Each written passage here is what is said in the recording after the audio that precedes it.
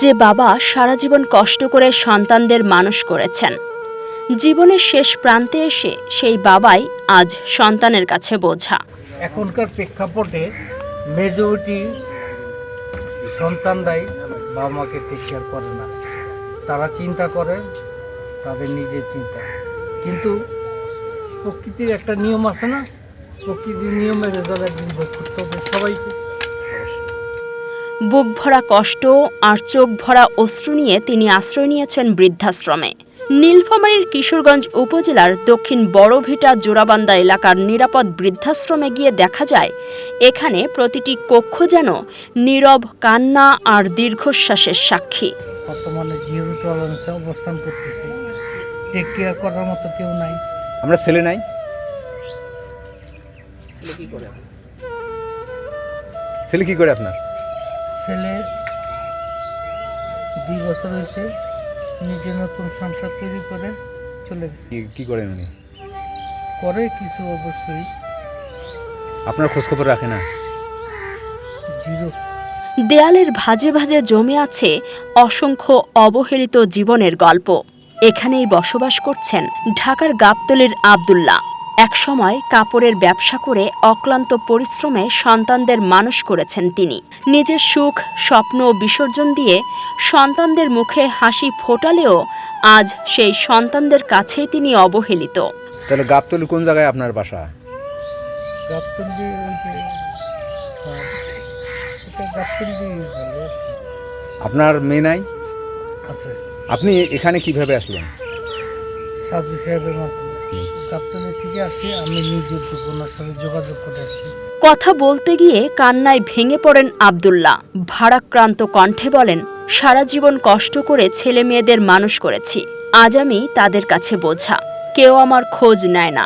আল্লাহ আছেন, একদিন তারা এর ফল ভোগ করবে। আব্দুল্লাহর চোখের জল যেন শুধু তার একার নয়, এই বৃদ্ধাশ্রমে থাকা প্রতিটি বাবা মায়ের বুকের চাপা কান্নার প্রতিধ্বনি। কেউ সন্তানের অবহেলায়, কেউ স্বজনহীন হয়ে, কেউ পরিবারের বোঝা হয়ে ঠাঁই নিয়েছেন এখানে।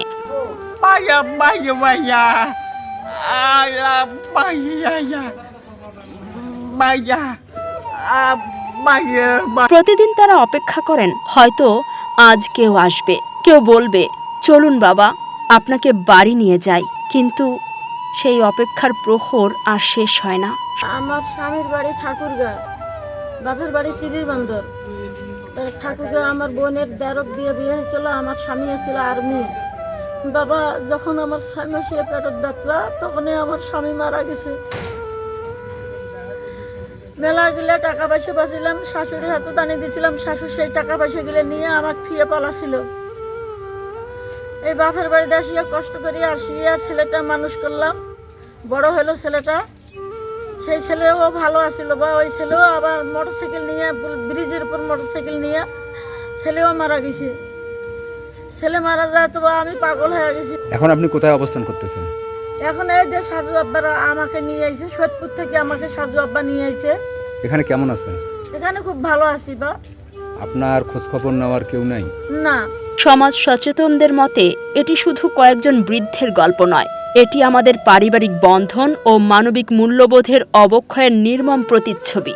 উপজেলা সাহিত্য শিক্ষা সংগঠনের সভাপতি ও শিক্ষক আজাহারুল ইসলাম আল আজাদ বলেন, বাবা মায়ের সেবা ও সম্মান আমাদের ধর্মীয় ও নৈতিক দায়িত্ব।